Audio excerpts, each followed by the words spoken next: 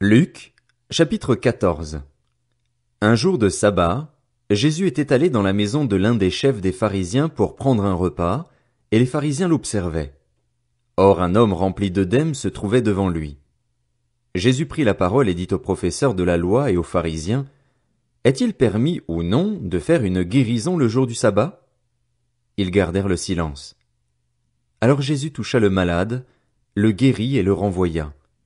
Puis il leur dit, « Lequel de vous, si son fils ou son bœuf tombe dans un puits, ne l'en retire pas aussitôt, même le jour du sabbat ?» Et ils furent incapables de répondre à cela. Il adressa ensuite une parabole aux invités, en voyant qu'ils choisissaient les meilleures places. Il leur dit, « Lorsque tu es invité par quelqu'un à des noces, ne te mets pas à la meilleure place, de peur qu'il n'y ait parmi les invités une personne plus importante que toi et que celui qui vous a invité l'un et l'autre ne vienne te dire « Laisse-lui la place ».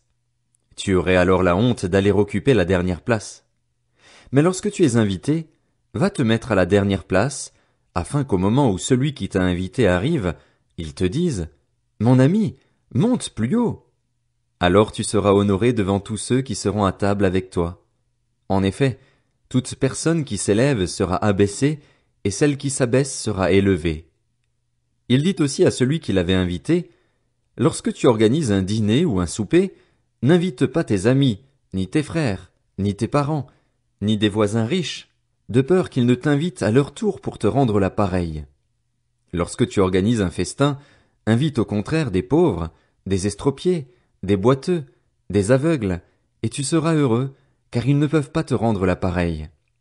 En effet, cela te sera rendu à la résurrection des justes. » Après avoir entendu ces paroles, un de ceux qui étaient à table dit à Jésus, « Heureux celui qui prendra son repas dans le royaume de Dieu. » Jésus lui répondit, « Un homme organisa un grand festin et invita beaucoup de gens. À l'heure du festin, il envoya son serviteur dire aux invités, « Venez, car tout est déjà prêt. » Mais tous sans exception se mirent à s'excuser. Le premier lui dit, « J'ai acheté un champ et je suis obligé d'aller le voir. Excuse-moi, je t'en prie. » Un autre dit, « J'ai acheté 5 paires de bœufs et je vais les essayer. Excuse-moi, je t'en prie. » Un autre dit, « Je viens de me marier, c'est pourquoi je ne peux pas venir. » À son retour, le serviteur rapporta ces paroles à son maître.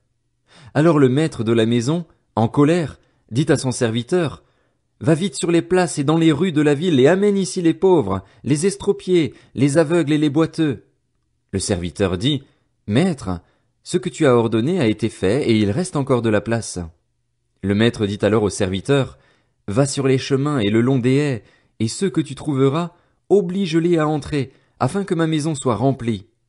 En effet, je vous le dis, aucun de ces hommes qui avaient été invités ne goûtera de mon festin. » De grandes foules faisaient route avec Jésus. Il se retourna et leur dit, « Si quelqu'un vient à moi sans me préférer à son père, sa mère, sa femme, ses enfants, ses frères et ses sœurs, et même à sa propre vie, il ne peut pas être mon disciple. Celui qui ne porte pas sa croix et ne me suit pas ne peut pas être mon disciple. En effet, si l'un de vous veut construire une tour, il s'assied d'abord pour calculer la dépense et voir s'il a de quoi la terminer. Autrement, si après avoir posé les fondations il ne peut pas la terminer, tous ceux qui le verront se mettront à se moquer de lui en disant « Cet homme a commencé à construire, et il n'a pas pu finir. » De même, si un roi part en guerre contre un autre roi, il s'assied d'abord pour examiner s'il peut, avec 10 000 hommes, affronter celui qui vient l'attaquer avec 20 000. Si ce n'est pas le cas, alors que l'autre roi est encore loin, il lui envoie une ambassade pour demander la paix. Ainsi donc aucun de vous, à moins de renoncer à tout ce qu'il possède, ne peut être mon disciple. Le sel est une bonne chose, mais si le sel perd sa saveur, avec quoi la lui rendra-t-on? Il n'est bon ni pour la terre, ni pour le fumier. On le jette dehors. Que celui qui a des oreilles pour entendre, entende.